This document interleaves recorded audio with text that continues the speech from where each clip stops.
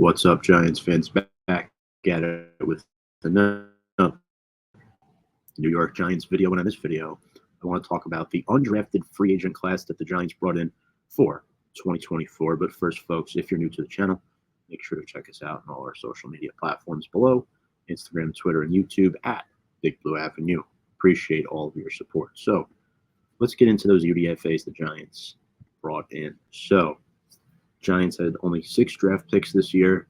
They were the only team in the National Football League to not spend any on either the offensive or the defensive line, which is definitely a concern to some because championship teams are built through the trenches. But the Giants definitely addressed this via undrafted free agency.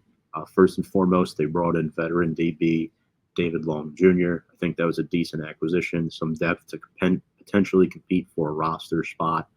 I don't think Long Jr. will eventually make it, but if he makes the team, it'll be as a special teamer.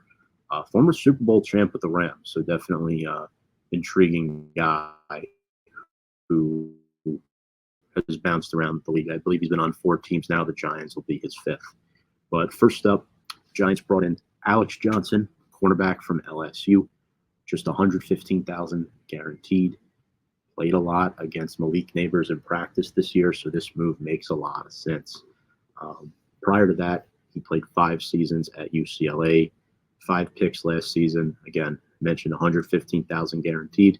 So he definitely has a shot to make the roster, but I do think he's definitely on the outside looking in. But I'd say he's one of the top 3 names of this UDFA class. Next up, the guy who I think has the best chance to make the team is Jake Kubas, guard out of North Dakota State, FCS guy, part of 2 national title teams, though, or national championship runs, I should say, at the FCS level. 6'4", 308, a bit undersized for a guard at the NFL level, but full-time starter over the last 3 seasons. He's a great pull blocker who's very athletic. He's got quick feet, and at North Dakota State's Pro Day, he really impressed with his vertical leap. The Giants sent their assistant O-line coach, James Ferentz, out to the North Dakota State Pro Day, and there have been a few good Bison offensive linemen that have developed in the National Football League. I believe Paul Dottino, Giants beat reporter, said there were 5 North Dakota State starting offensive linemen last year in the NFL. So Jake Kubas could be a solid backup and depth piece. Pro comparison is Nick Gates, by the way. Next up, we have John Giles, Division II guy, receiver out of West Florida, 23 years old, 6'3", 205, big body, potential practice squad candidate, had over 1,000 yards and 13 scores last season. Next up, Marcellus Johnson, tackle out of Missouri, $170K guaranteed, 4-year starter at Eastern Michigan. Again, Giants are looking for a swing tackle. They signed Matt Nelson via free agency. Matt Pert is gone. Other than him, I don't know who else could compete for a swing tackle job. Maybe Marcellus Johnson is that guy. 5.15 40-yard dash, 30 bench reps, 6'4", 313. Very versatile guy. Before going to Missouri, he played at Eastern Michigan, where he started at left tackle. He does have experience at right tackle and right guard, so the versatility is something that, Carmen Brasillo and James Ferentz could be looking for. However, he only played 5 games in 2023 due to an ankle injury. Why did the Giants sign him and bring him in? He probably would have been drafted if he didn't get hurt. Played in the SEC, solid player.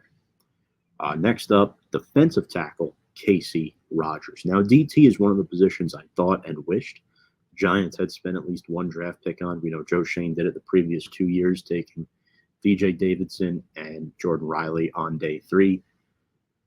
But I feel like the Giants have been missing something ever since Dalvin Tomlinson left. Back when the D-line was Leonard Williams, Dalvin Tomlinson, and Dexter Lawrence. That was insane. Dexter Lawrence is the only guy left from that D-line, and you want a Leonard Williams replacement from this past season. Giants didn't get it. It'll likely be a rotation. Casey Rogers out of Oregon played 2 years at Nebraska, a native of Syracuse, New York. Served as a personal protector on punts for the Ducks. He didn't go to the combine, but at the Oregon Pro Day, he was very impressive. 4.82 40-yard. That would have been second amongst interior D linemen. 27 bench reps, a 35-inch vertical, too. That would have been first among interior D linemen if he were to measure and compete at the combine. But this past season, he didn't flash at Oregon, had 1.5 sacks, but he's definitely a quality guy that could earn a practice squad spot for the Giants. And I think he could serve as some good competition. Next up, edge rusher out of LSU. So second LSU guy here. Ovi Ogofo. He played at 3 different schools in 6 years, started at Notre Dame, went to Texas, and then to LSU. He's 6'3", 248, played with Neighbors last season. Long arms, good technique and punch. Not very quick, though. That's why he didn't get drafted. Very bad speed. I don't want to say very bad, but not good. 2.5 sacks this past season with 4 TFLs. So he is definitely a quality NFL back end of the roster practice squad guy. 2 more. Yair Asante, wide receiver out of Wyoming, native of Franklin Township, New Jersey, transfer from Holy Cross, played 4 years there at the FCS level, went to Wyoming this year, 21 catches for 372 yards, but 6 touchdowns, a red zone threat for the Cowboys this past season at just 6 foot, $178. You got him and Giles as UDFAs at the wide receiver position, not to mention the Giants will have Bryce Ford-Wheaton coming back from injury last season to potentially compete.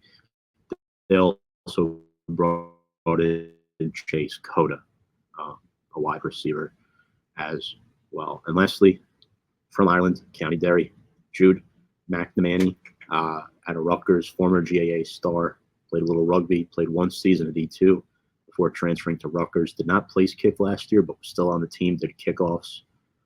Again, this is insurance for Graham Gano. He won't make the roster, but he's a nice camp body to have and a fun story. So these are the UDFAs on the Giants. I think 3 guys that really stand out to me are the 2 linemen, Marcellus Johnson, Jay Kubas, and Alex Johnson. Those are the 3 that I'm really looking at. Because right now you look at the holes on the Giants. CB2 is a big question mark, not saying Johnson would even be considered for that. This is more of a roster spot, maybe a developmental project that I think the Giants might want to, throw a dart at.